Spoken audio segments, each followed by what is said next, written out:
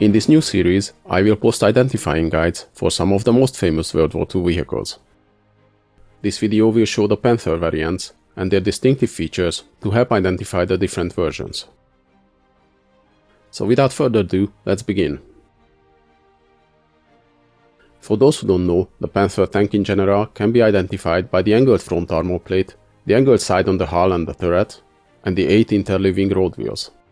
The interleaving wheels made production and service more complicated, but they provided a smoother ride and, more importantly, lower ground pressure, which was important as a Panther was a very heavy tank, weighing almost 45 tons.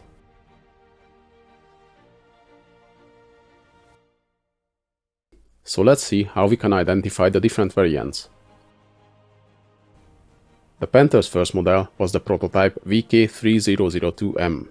This was the first prototype model, and it looked fairly similar to the early production models.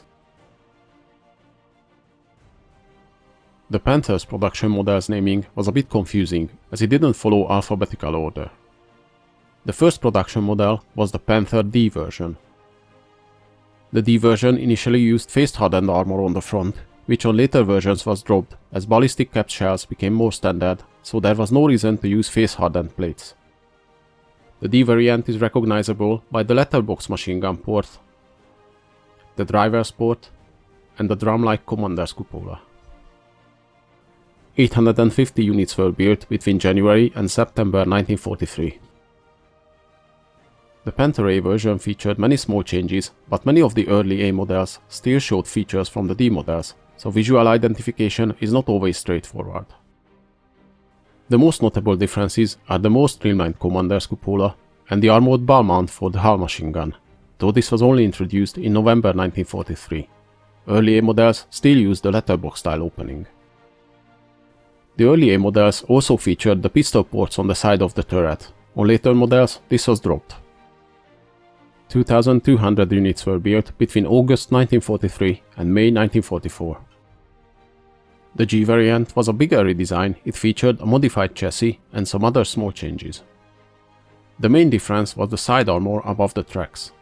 On the D and A models, it was a 40mm thick plate angled at 40 degrees.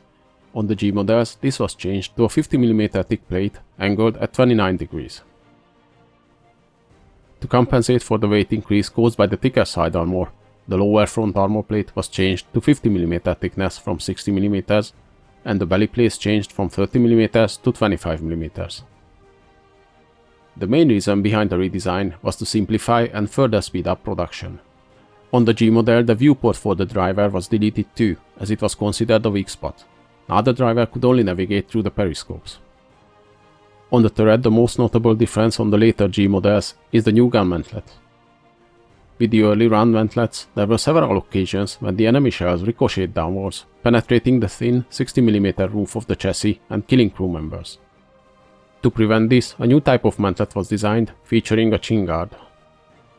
Though at the end of the war, Allied troops found both mantlet types were still in production in parallel when visiting the factories.